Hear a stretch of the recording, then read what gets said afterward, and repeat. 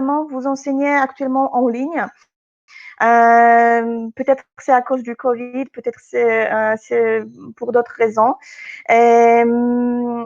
Et voilà, aujourd'hui, je voudrais qu'on discute un tout petit peu de ces cours en ligne, comment se débrouiller, comment donner ce type de cours. Je voudrais vous dire que je suis en train d'enregistrer le webinaire. Donc, après le webinaire, vous allez recevoir un lien par mail avec l'enregistrement. Donc, après, vous pouvez revenir à ce que nous allons analyser ici.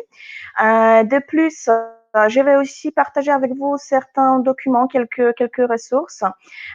Donc, une chose importante, il y aura des touches qu'il faut cliquer pour télécharger les ressources, mais ces touches disparaissent. Donc, si la touche disparaît, il faut cliquer sur tableau d'événements. Normalement, c'est en haut. Et dans le tableau d'événements, il y a la section fichier partagé. Et là-bas, pendant le webinaire entier, vous pouvez télécharger tranquillement ces documents. Donc, pas de stress, pas de panique si cette touche disparaît. Et aussi, je voudrais vous demander de poser des questions à la fin du webinaire parce que j'ai beaucoup de choses à vous dire, j'ai beaucoup de choses à vous présenter. Donc, pour ne pas perdre le fil, je voudrais vous demander de garder vos questions à la fin et de les poser à la fin du webinaire et je vais y répondre avec un grand plaisir comme toujours.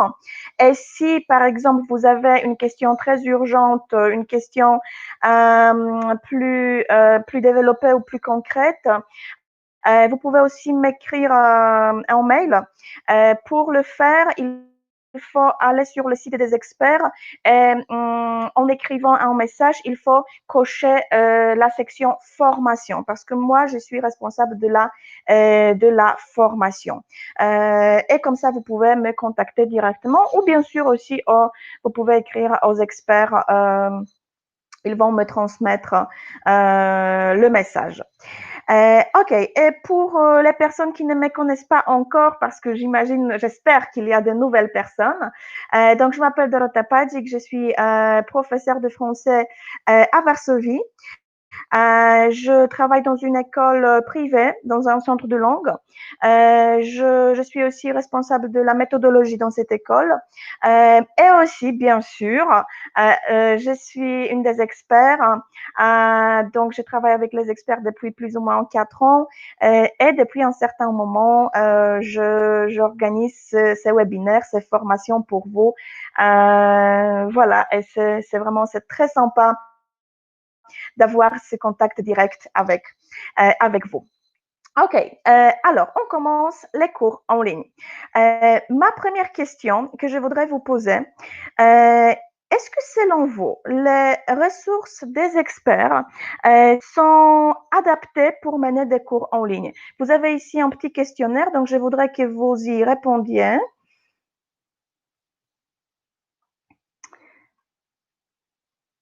Voilà, encore 2 secondes. On va voir, on va voir.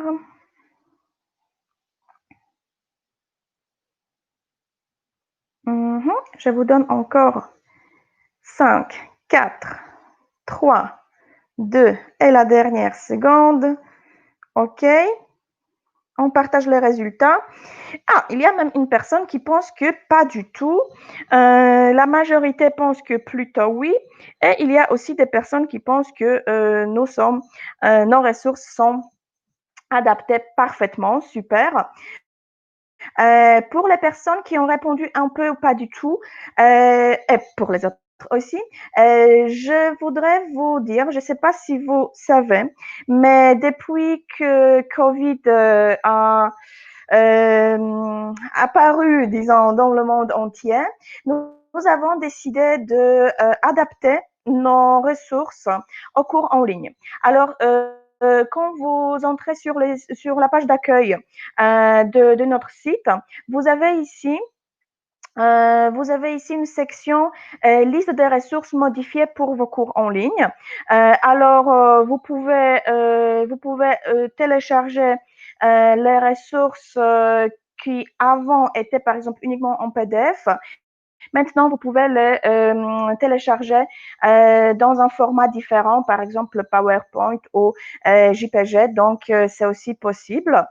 Donc, si vous ne savez pas ça encore, je vous conseille, je vous suggère de regarder cette section parce que ça peut faciliter votre vie, j'espère. Et aussi, nous avons conçu la nouvelle gamme 1, 2, 3. Ça, c'est une gamme qui est vraiment prévu pour des cours en ligne. Alors, ce n'est pas une... Bon, vous pouvez bien sûr imprimer les posters qui composent chaque ressource, mais normalement, en créant cette ressource, on a pensé aux cours en ligne. Et chaque produit de la gamme 1, 2, 3 se compose de 3 posters que vous pouvez afficher en partageant votre écran ou par exemple, en l'envoyant à vos apprenants. Et comme ça, vous pouvez travailler un point de grammaire ou un point lexical. Actuellement, il y a 4 ressources dans cette gamme. Le passé composé, la ville, les articles définis et indéfinis et aussi cause, conséquence, but. La cause, conséquence, but, c'est une nouveauté, ça vient de sortir. Donc, je vous aussi conseille, je vous invite à consulter ces documents parce que ça peut aussi vous aider à donner vos cours en ligne. OK. Et maintenant, je voudrais vous partager avec vous mes premières impressions quand j'ai appris que notre école, comme chaque école en Pologne, doit passer en ligne. Donc, tout était fermé. Moi, j'étais vraiment en panique, on peut dire. Pourquoi? Parce que d'abord, j'ai pas eu beaucoup d'expérience dans ce domaine. Et de plus, c'était pas uniquement une question de mes cours à moi, mais aussi en tant que responsable de la méthodologie, j'ai dû aussi former les professeurs qui travaillent dans l'école où je m'occupe de la méthodologie. Donc, c'était vraiment difficile et c'était vraiment stressant. C'est pourquoi tout de suite, j'ai commencé à me former, j'ai commencé à lire, à suivre des formations disponibles en ligne, à analyser des articles, à chercher des idées. Et grâce à ce travail énorme que j'avais fait il y a quelques mois, en fait, je peux maintenant vous partager avec vous mes propres expériences, mes remarques, et les choses que moi j'ai testées et je voudrais peut-être vous aider avec bon, en vous donnant ces conseils, voilà, que j'ai travaillé tout simplement. Euh, alors, ma première question, qu'est-ce qui vous stresse quand vous pensez au cours en ligne? Vous pouvez écrire dans le chat. Pour moi, par exemple, c'était une question technique. J'avais peur que ma connexion ne soit pas parfaite, quelque chose comme ça. Alors ça, c'était une peur, je pense, ma plus grande peur. Et quelles sont vos inquiétudes? OK, manque d'interactivité, problème technique, donner la parole, timing, connexion, cours pour enfants. Oui, ça, je suis absolument d'accord, c'est un grand défi. Les utitis, ne pas les voir. Voilà, donc ça, c'est encore une chose. Si on voit ou si on ne voit pas les apprenants, il y a deux choses. L'inactivité, le temps de préparation, connexion, partage d'écran, engager les étudiants, les outils, les jeux, perdre l'attention, ok.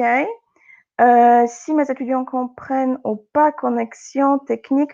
Ok, donc je vois en général que ce qui était problématique pour vous, c'était d'abord le côté technique et bien sûr aussi une certaine interactivité, le travail avec le groupe, voilà, l'interaction, travail en binôme. Ok, Donc, je vois que ces angoisses, ces inquiétudes sont plus ou moins pareilles. J'espère que je vais répondre à certains doutes, à certaines questions. Bon, et sinon, on peut aussi, après, si nous avons un peu de temps, analyser plus de choses. OK, alors la première chose que je voudrais vous dire, qui est selon moi absolument cruciale, c'est une bonne organisation. Je vais vous dire comment moi je l'ai fait. Moi, j'ai créé un Google Drive pour tous mes groupes. Chaque groupe, bien sûr, avait accès à son dossier à lui. Donc, quand vous voyez ici, il y a des dossiers pour chaque personne, pour chaque apprenant individuel et aussi pour chaque groupe. Dans chaque dossier, il y a aussi un dossier avec les dates. Dans chaque dossier, avec une date concrète, avec une leçon concrète, j'ai créé une présentation Google Slide. Comme ça, mes apprenants ont une vision claire de ce que je voulais faire pendant la leçon. Et de plus, ils avaient l'accès tout le temps à tous les documents que nous travaillons pendant les leçons. Donc, pour mes apprenants, c'était vraiment facile à se retrouver dans une multitude d'exercices, de devoirs, de révisions, de vocabulaire, de tout en fait, de ce que nous avons fait. Grâce à ce Google Drive. Pour moi, c'était aussi très facile parce que chaque groupe avait un dossier, chaque groupe avait, disons, des dossiers avec des dates concrètes. Donc, je me rappelais facilement ce que nous avions déjà fait, par exemple, 2 semaines avant. Donc, j'avais aussi accès tout le temps à tous les documents, à tous les devoirs. Donc, c'était facile pour moi et aussi pour mes apprenants. Ce qui est très important, je pense, dans cette question d'organisation, j'ai créé aussi pour chaque groupe un dossier rédaction, etc. Pourquoi? Parce que au début, quand mes apprenants ont commencé à m'envoyer par mail les devoirs, les rédactions, chaque personne envoyait un format différent, parfois une photo, parfois un PDF.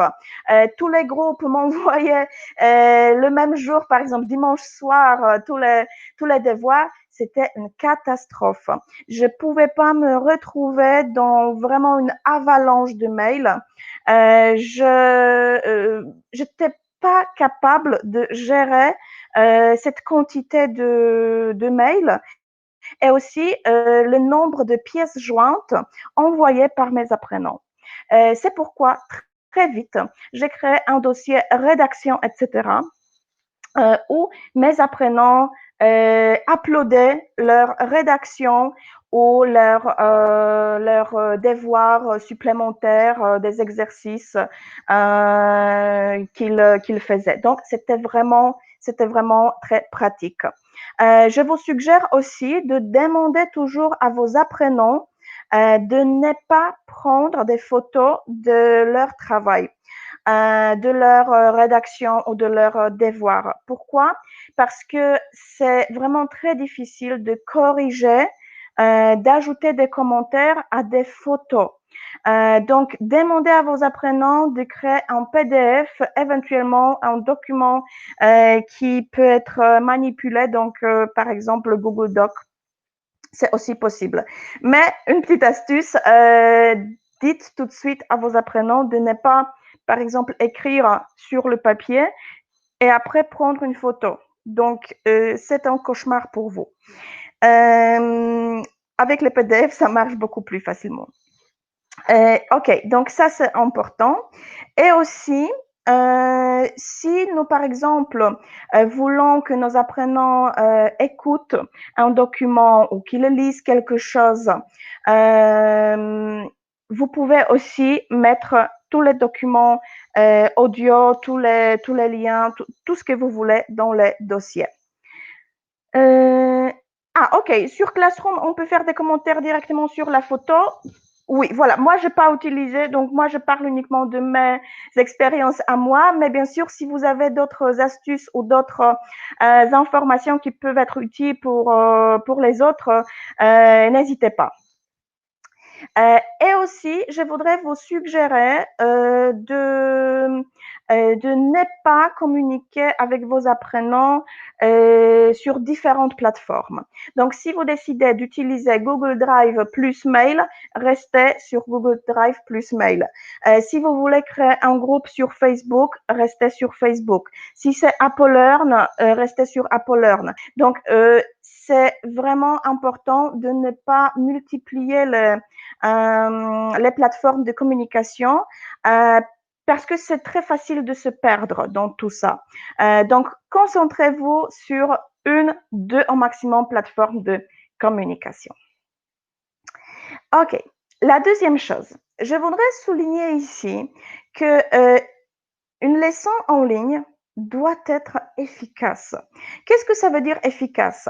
Après chaque leçon, ce n'est pas important si c'est en ligne, si c'est en présentiel, les apprenants doivent sortir avec de nouvelles compétences et avec de nouveaux savoirs. Très souvent, quand je parlais au début avec mes apprenants, ils disaient « Non, je ne veux pas passer en ligne parce que ça donne pas de résultats. C'est pas du tout efficace. On ne fait rien pendant les cours en ligne. » Mais pas du tout, juste au contraire. Selon moi, pendant les cours en ligne, on fait beaucoup plus. C'est possible de faire beaucoup plus. Si nous avons dans la tête que notre leçon, c'est une leçon qui est efficace, qui donne quelque chose à nos apprenants. Donc, comment le faire? Il faut avoir toujours dans la tête une structure. Donc, c'est comme une structure, la structure d'une leçon normale en présentiel. Bon, ça aussi une leçon normale, mais une leçon en présentiel, n'est-ce pas? Donc, pour moi, cette structure, c'est échauffement, révision, sujet principal, bilan. 4 éléments qui sont toujours très, très, très importants. Et j'organise mes leçons de cette manière. Au début, nous commençons une petite discussion, une petite conversation. Après, on révise ce que nous avons fait avant.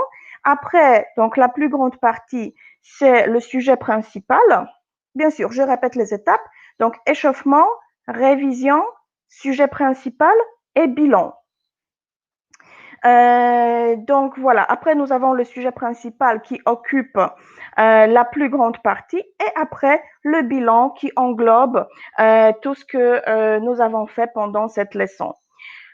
Alors, encore une fois, pour être sûr, échauffement, révision, sujet principal et bilan. Ça, c'est ma structure de chaque leçon. De plus, chaque leçon que je donne a un objectif. Et ce n'est pas important si c'est une leçon en ligne ou en présentiel. Chaque leçon que je fais, a un objectif. Donc, je sais ce que je veux faire pendant cette leçon. Alors, je sais qu'après cette leçon, mes apprenants savent ça, ça, ça et ça, connaissent ça, ça, ça et ça. Alors, je vois si ma leçon est efficace ou non grâce aux objectifs que je veux atteindre pendant la leçon. Donc, ça, c'est très important d'avoir des objectifs. Ensuite, on travaille toutes les compétences. Ne négligez aucune compétence à cause des cours en ligne. Donc, chaque compétence doit être développée. OK, objectif, sujet principal, c'est pas la même chose. Parce que le sujet principal, par exemple, sujet principal, c'est par exemple quoi? Le travail et le subjonctif, par exemple. Oui. Et l'objectif, c'est je veux que mes apprenants soient capables de conjuguer les verbes principaux au subjonctif et je veux que mes apprenants sachent parler de leur travail de rêve. Ça, ce sont mes objectifs de la leçon. Et bien sûr, pour ça, j'introduis le sujet principal. Donc, c'est ça la différence. Objectif, ce sont les compétences et le savoir que les apprenants possèdent après la leçon. Et sujet principal, c'est tout simplement voilà, les moyens, les outils linguistiques qui les aident à atteindre cet objectif. Comment travailler l'écrit? On va en parler tout de suite. OK. Et aussi, je voudrais vous dire une chose. On peut aussi, bien sûr, utiliser le manuel. Très souvent, les profs m'ont posé la question, mais comment travailler avec le manuel en ligne? Comme en présentiel, en fait, parce que vos apprenants ont les manuels devant les yeux.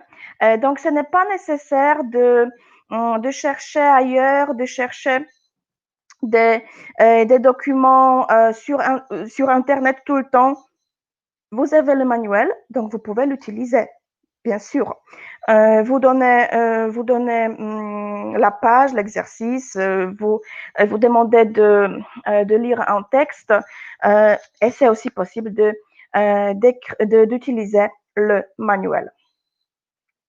La dernière remarque concernant cette efficacité de chaque leçon, n'oubliez pas aussi, oui, on peut utiliser le manuel numérique pendant pendant le confinement. Beaucoup de maisons d'édition ont mis à disposition des versions numériques de leur manuel. Malheureusement, maintenant, c'est très souvent payant, donc parfois, même si nous avons la version en papier, on n'a pas accès à la version numérique. Mais bien sûr, il y a cette possibilité, pourquoi pas. Donc, la dernière remarque concernant l'efficacité, ce n'est pas une séance de conversation. Ça, c'est une leçon qui est efficace. OK? Donc, ça, c'est très important. Et maintenant, voilà, comment travailler l'écrit, comment travailler la production écrite. Pour ça, n'oubliez pas le chat. Selon moi, le chat, c'est un outil super pour travailler la production écrite. Bien sûr, d'abord, le chat est aussi très important pour moi parce que quand j'écoute mes apprenants qui produisent oralement, je peux ajouter le vocabulaire intéressant. Je peux aussi corriger mes apprenants sans couper la parole. Donc, ça peut être c'est un outil très facile à utiliser pour moi en tant que prof pour donner des remarques, plus de mots, des structures, de la conjugaison correcte, donc toutes les choses nécessaires, sans couper la parole de mes apprenants. Donc, ils se sentent plus à l'aise, plus calmes, ils peuvent produire tranquillement. Mais aussi, le chat peut être utilisé par vos apprenants. Et maintenant, comment? Je vais vous montrer comment utiliser, par exemple, le chat en utilisant les cartoonettes. Alors, je partage maintenant avec vous des cartoonettes. Vous avez ici voilà, une section affichée. Donc, il faut cliquer sur afficher. Et comme ça, vous pouvez télécharger. Si ça disparaît, c'est toujours dans le tableau d'événements dans la section fichier partagé. Donc voilà. OK. Bien. Et maintenant, ce sont les cartoonettes pour travailler les pronoms relatifs. Au début d'une des leçons que j'ai données, j'ai affiché cette cartoonette et j'ai demandé à mes apprenants de terminer la phrase. D'abord, j'ai demandé à tout le monde de compléter cette phrase avec le pronom relatif qui. Et je vous demande la même chose. Alors, terminez s'il vous plaît cette phrase avec le pronom relatif qui. Qui le passionne? Oui.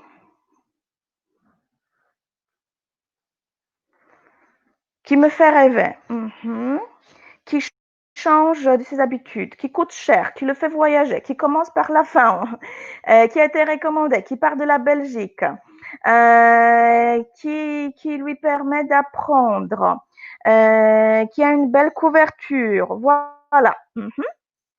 Maintenant, avec que, s'il vous plaît. Maintenant, avec que je lui ai prêté. Maintenant, avec que j'aime,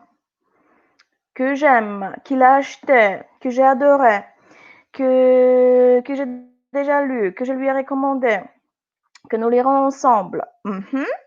Et maintenant, avec don, s'il vous plaît. Maintenant, avec don. Maintenant, avec don. Dont il est faux, dont il a parlé hier, dont on lui a parlé, dont je suis propriétaire, dont le titre est long, dont on lui a parlé, dont son mari lui parle. Ok, super. Alors, comme vous voyez, quand j'ai demandé à mes apprenants de faire exactement cette activité, j'ai fait exactement la même chose avec mes apprenants, chaque personne était active parce que chaque personne était obligée d'écrire une phrase. Une phrase avec qui, une phrase avec que, une phrase avec dont. J'étais capable tout de suite de corriger. Donc, si par exemple j'ai vu une erreur qui se répétait ou j'avais du temps pour corriger chaque phrase, je pouvais aussi le faire parce que moi, je travaille avec des groupes de 8 personnes, donc je sais que c'est confortable. Alors, j'ai pu corriger chaque phrase, mais avec plus de personnes, je pourrais, par exemple, tout simplement prendre quelques erreurs et les analyser. Les erreurs qui sont, par exemple, les plus fréquentes ou les plus importantes selon moi. J'ai des groupes de 8 personnes maximum. Ensuite, imaginez cet exercice pendant une leçon en présentiel. Normalement, chaque personne pioche une cartonnette et dit une phrase. On teste bien sûr la prononciation, on teste bien sûr les pronoms relatifs, mais en fait, on ne sait pas si les apprenants savent écrire cette phrase, s'ils savent conjuguer bien les verbes au niveau orthographique. Donc, peut-être ils ne savent pas, par exemple, conjuguer le verbe, ils savent comment le prononcer, mais ils ne savent pas l'écrire. Et de plus, pendant une leçon en présentiel, il est difficile pour moi de corriger toutes les phrases parce que chaque personne, en fait, produit une seule phrase. Et ici, vous voyez que mes apprenants ont été tout le temps engagés, tout le temps actifs, et chaque personne a produit beaucoup plus de phrases que normalement pendant une leçon en présentiel. Une autre technique qui peut être utilisée grâce au chat et pour pratiquer l'expression écrite. Quand j'ai travaillé avec mes apprenants B1, et je leur ai j'ai posé une question à une personne. J'ai toujours demandé au reste du groupe d'écrire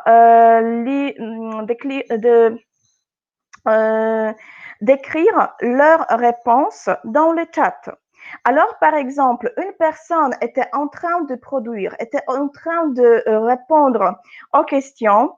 Merci Gladys. Oui, voilà, les cartonnettes sont disponibles sur le site des experts et aussi les cartonnettes sont adaptées au cours en ligne. Donc, vous avez chaque cartonnette séparée. Donc, ce n'est pas comme avant. Vous avez bien sûr un PDF avec toutes les cartonnettes, mais vous avez aussi les cartonnettes découpées. Donc, c'est préparé pour les cours en ligne. Bon, je reviens à mon sujet. Donc, voilà, une personne était en train de produire une réponse plus élaborée et les autres, ils étaient en train de répondre à la même question, mais à l'écrit. Donc, par exemple, j'ai posé une question. OK, Marie, selon toi, quel métier est le plus difficile au monde? Et cette personne a répondu oralement et les autres ont répondu à l'écrit. Donc, grâce à ça, je ne perds pas l'attention de mes apprenants parce qu'ils doivent faire quelque chose. Et de plus, mes apprenants pratiquent l'expression écrite. Donc, en fait, pendant le cours en ligne, on peut pratiquer beaucoup plus la production écrite que pendant une leçon classique. Parce que pendant une leçon classique, très souvent, on discute, on se concentre sur la production orale. Et pendant le cours en ligne, on peut travailler les deux compétences. OK. Oui, voilà. Donc, les cartoonettes, j'ai le PDF des cartoonettes, mais je ne les ai pas en découpé. Donc, parce que c'est une forme qui a été proposée il y a quelques mois quand le confinement a commencé. Donc, il faut retélécharger, disons, la version adaptée au cours en ligne parce que voilà, il faut avoir la version la plus récente. OK, donc c'est ça. Bien. Je reviens à ma présentation. OK. Donc, n'oubliez pas le chat, ça peut être vraiment un outil très, très important si nous voulons travailler la production écrite. Ensuite, travailler de manière inversée. Qu'est-ce que ça veut dire la classe inversée, la manière inversée? À la maison, nous demandons à nos apprenants de travailler toutes les choses toutes les activités pendant lesquelles ils sont un peu plus passifs. Alors, par exemple, la compréhension orale, la compréhension écrite, l'observation d'une structure. Et pendant la leçon, on pratique la langue. Donc, ce que les apprenants font individuellement, ils le font à la maison. Et pendant la leçon, on est concentré uniquement sur la pratique pour ne pas perdre de temps à, je sais pas, chercher, uploader, télécharger des choses.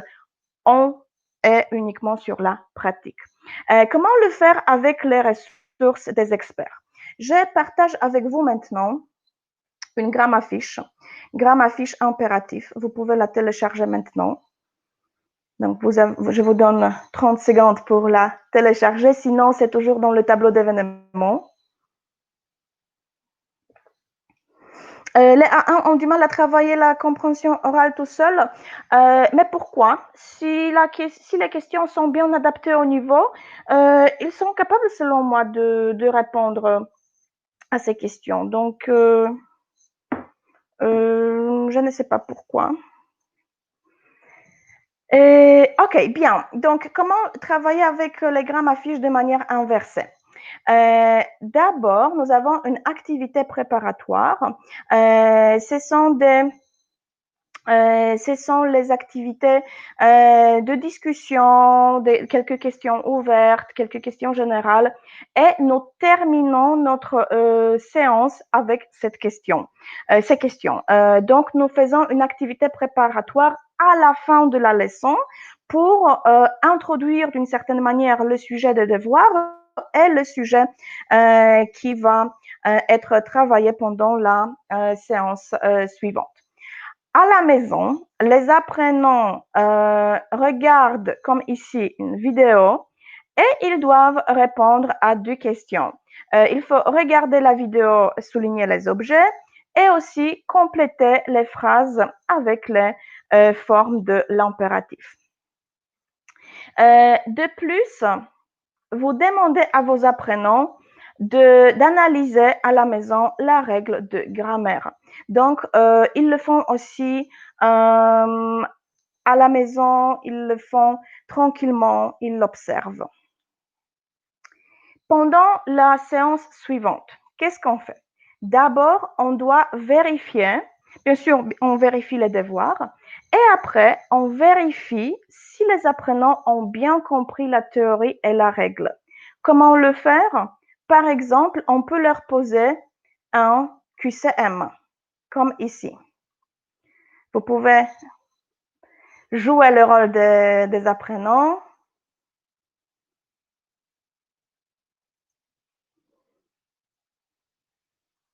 Mhm.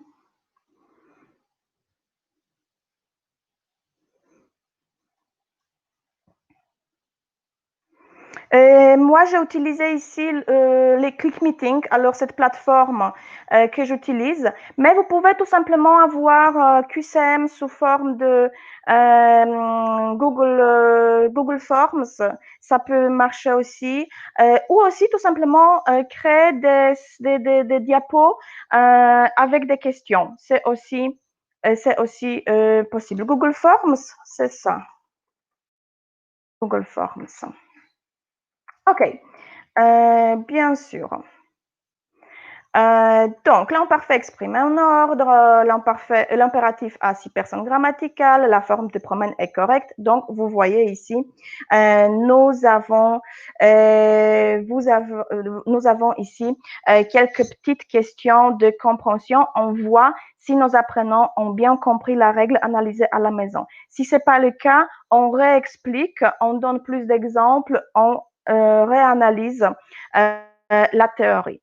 Et après, tout de suite, on passe à la pratique. Alors, nous avons des exercices, nous avons différentes activités.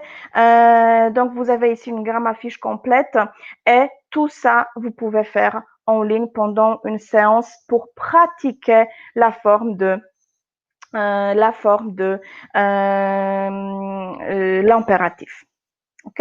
Donc, c'est ça. Une question qui se pose toujours, qu'est-ce qu'on fait avec les apprenants qui ne font pas leurs devoirs?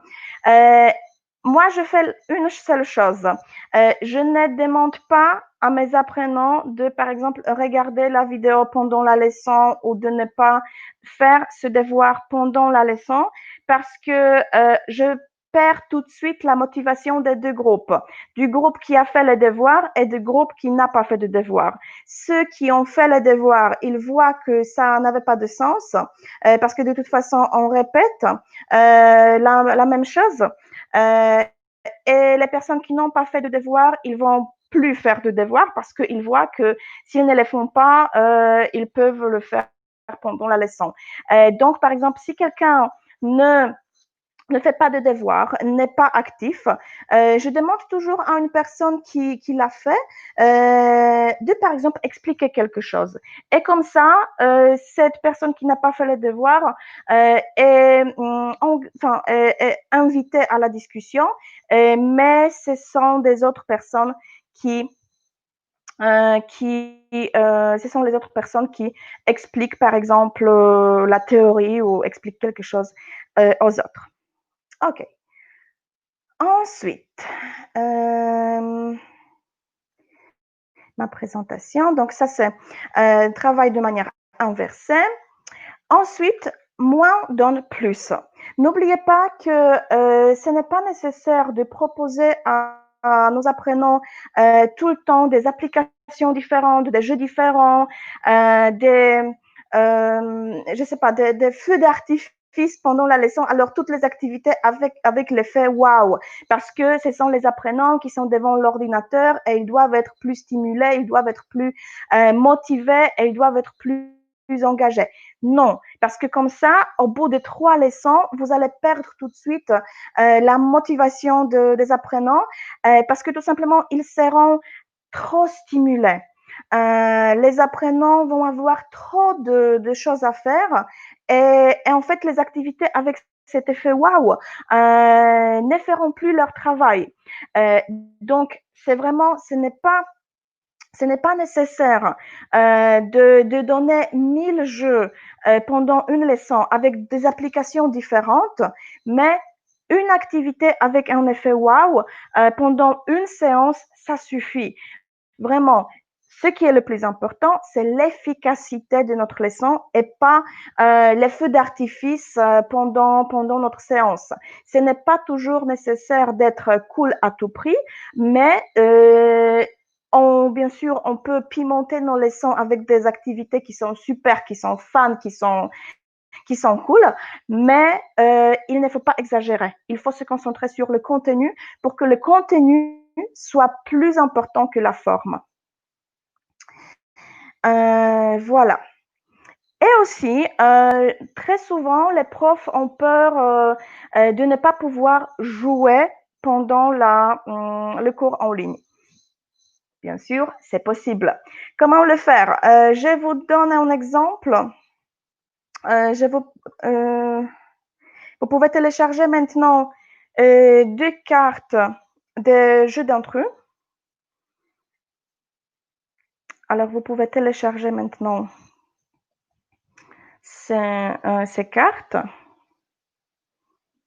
Je vous donne quelques secondes pour ça.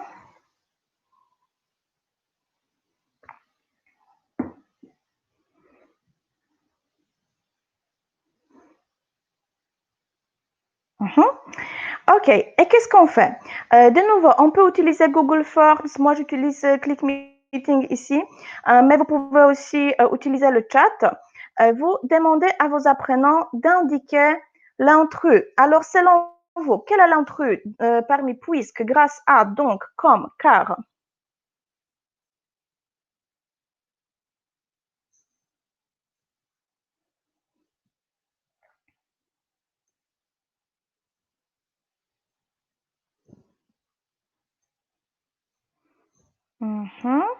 OK.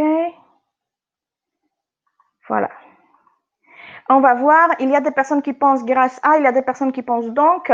Bien sûr, si on justifie correctement, les deux réponses sont correctes parce que grâce à exige l'utilisation d'un substantif, donc exprime une conséquence. Donc, en fait, les deux sont corrects, mais il faut une justification. Et comme vous voyez, on peut de nouveau jouer à un jeu qui est aussi adapté au cours en ligne en proposant un QCM grâce au Google Forms, Kahoot, d'autres outils. Mais aussi, vous pouvez, comme quelques personnes, vous pouvez aussi utiliser le chat. Alors, vous présentez tout simplement une carte, puisque comme grâce à donc car, les apprenants voient cette carte et ils écrivent dans le chat quel est selon eux, quel est l'intrus selon eux. Et après, vous pouvez toujours demander à une personne d'expliquer oui et pourquoi. Donc, vous pouvez demander de produire oralement une justification. Donc, c'est absolument possible. Il faut tout simplement penser à comment le faire. Alors, si on le fait avec le chat ou si on crée encore un QCM qui accompagne les cartes, si peut-être on intègre cette carte dans les diapos. De nouveau, ces cartes sont découpées, donc vous pouvez bien sûr les utiliser de manière très variée. Donc, possible. Les jeux pendant le cours en ligne, c'est absolument possible. OK, je reviens. Voilà. OK. Et deux dernières choses. N'oubliez pas l'évaluation.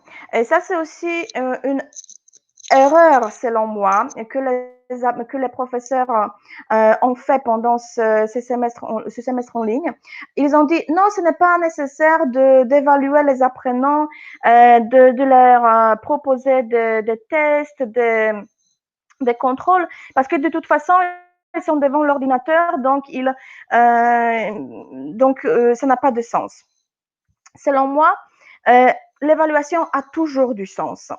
Et en fait, les apprenants qui veulent tricher, ça se voit toujours. Et voient, vous ne pouvez pas télécharger le document partagé. OK, on va y revenir après, OK? Parce que effectivement, la dernière fois, j'ai eu le même problème. Donc, si c'est le cas, vous pouvez écrire un mail Et comme où je vais demander à Benoît peut-être de vous envoyer tout de suite les mails avec le lien, parce que je ne sais pas pourquoi, mais parfois il y a ce problème pour certaines personnes. Voilà, peut-être c'est une question de l'autorisation des notifications. Oui, parce que pour beaucoup de personnes, ça marche. Et la dernière fois, il y a eu aussi 3 personnes, je pense, qui ne pouvaient pas les télécharger. Donc, si ça vous intéresse, envoyez-nous un mail et on va vous envoyer les documents si ce n'est pas possible de les télécharger maintenant. OK? Euh, OK, donc l'évaluation est toujours importante parce que l'évaluation est cruciale au niveau du feedback, au niveau des retours que nous donnons à nos apprenants. Et les apprenants doivent savoir s'ils ont bien acquis ou ils n'ont pas encore acquis, qu'ils n'ont pas encore acquis certains points de grammaire, lexique, etc., etc. Donc, les apprenants qui veulent tricher, ils vont tricher. Ça, c'est bon, c'est leur décision. Mais les apprenants qui vraiment qui veulent se tester, moi, tout simplement, je leur explique. Ce sont les tests, l'évaluation, c'est pour vous. Je veux que vous contrôliez votre progrès. Donc, c'est dans votre intérêt de le faire seul. Et je dois vous dire aussi que l'évaluation faite de manière bon, avec un dictionnaire ou avec un Google Traducteur, ça se voit tout de suite. Tout de suite. Euh, et je savais que mon apprenant n'a pas écrit quelque chose seul parce que je vois cette différence entre, par exemple, le travail pendant la leçon et une rédaction dans laquelle il n'y a aucune erreur, aucune erreur. J'ai eu ce type de rédaction, donc ça se voit, ça se voit. Mais l'évaluation est vraiment une chose importante dans le processus de l'apprentissage, donc n'oubliez pas que ça existe. Vous pouvez le faire soit de manière régulière, soit de manière ponctuelle, par exemple comme un bilan de chaque unité. Et la dernière chose, je voudrais vous encourager à expérimenter et à ne pas avoir peur de différentes techniques, de différentes choses. Parce que moi aussi, je pense que j'ai fait beaucoup d'erreurs pendant ce premier semestre en ligne. Et grâce à ces erreurs, j'ai appris énormément de choses. J'ai vu ce qui marchait, ce qui ne marchait pas. J'ai plus de je suis plus sûre maintenant en donnant des cours en ligne et je sais comment ce que je peux proposer à mes apprenants parce que n'oubliez pas qu'une leçon en ligne, c'est une leçon, c'est toujours une leçon. C'est uniquement l'écran qui nous sépare. Alors bien sûr, il y a des obstacles. On n'est pas ensemble dans une salle, mais c'est absolument possible de donner une leçon qui est pleine de contenu, qui est pleine de savoir. Voilà, euh, qui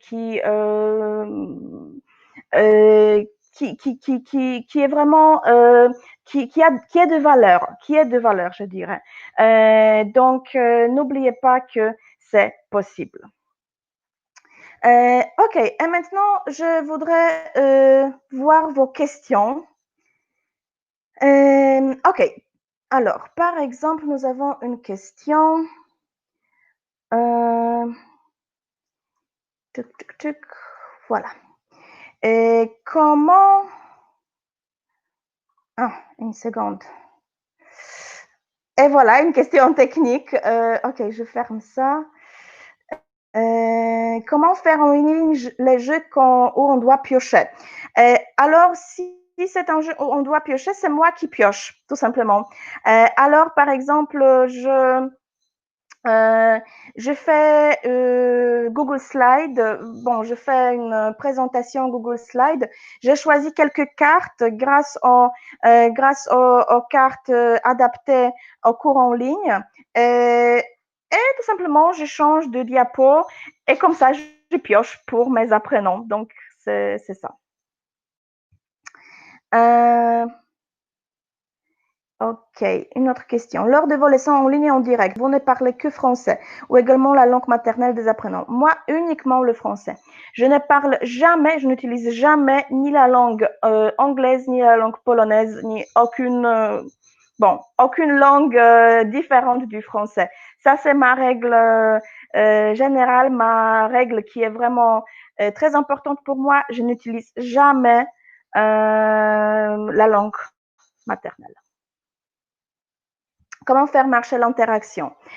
Alors, moi, par exemple, j'ai testé aussi sur Zoom, c'est possible d'avoir des breakout rooms. Donc, vous pouvez créer ça. Donc, les apprenants peuvent, par exemple, discuter et vous pouvez surveiller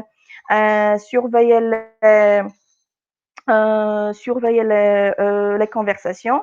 Une fois, plusieurs fois, une fois dans un groupe, j'ai testé aussi des conversations groupées sur Skype, mais ça c'était un peu compliqué parce que normalement j'utilisais ClickMeeting et en changeant ClickMeeting, Skype, il y avait quelques problèmes techniques.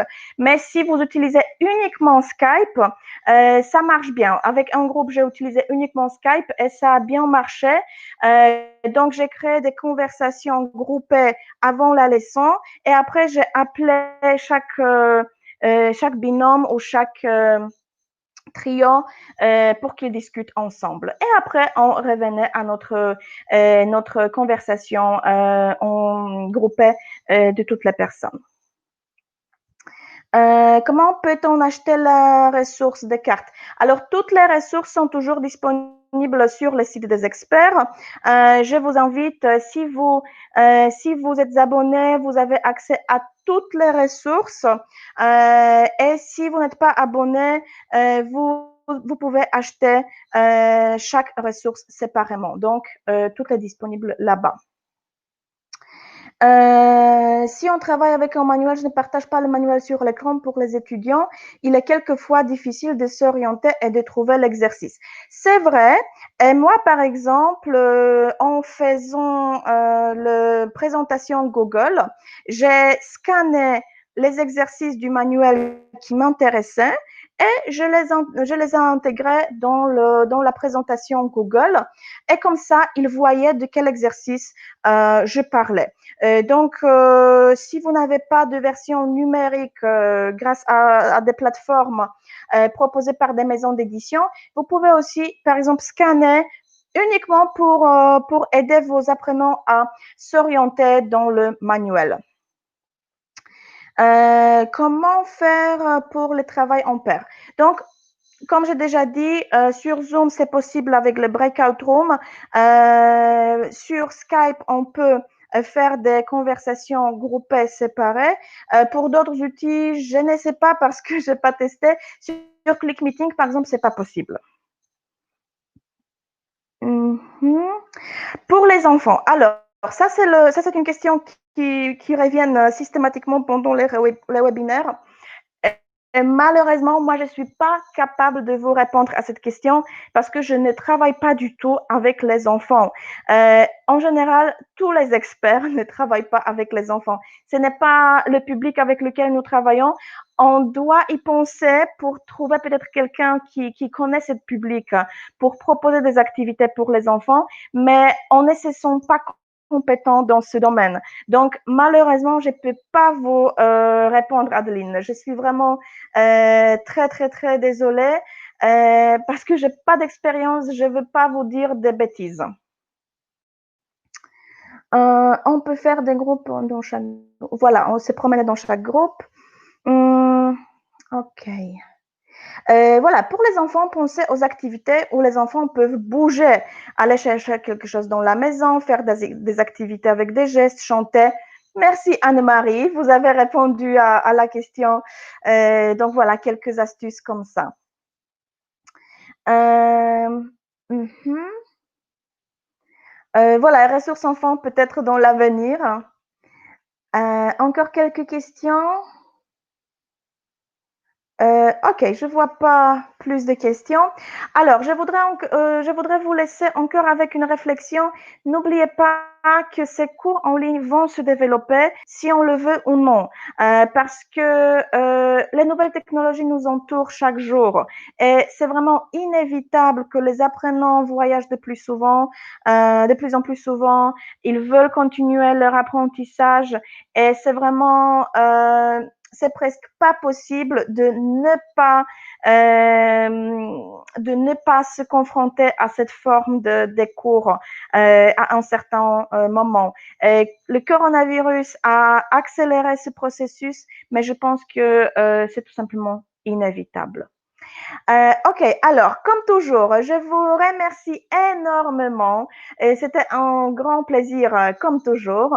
J'espère que mes idées, mes conseils vous ont aidé un tout petit peu. Ce sont vraiment les conseils que moi j'ai créés dans ma tête, j'espère que c'est utile pour vous. Si c'était difficile pour vous ou impossible de télécharger les ressources, envoyez-nous un mail. L'adresse mail, vous pouvez bien sûr le trouver sur le site sans aucun problème.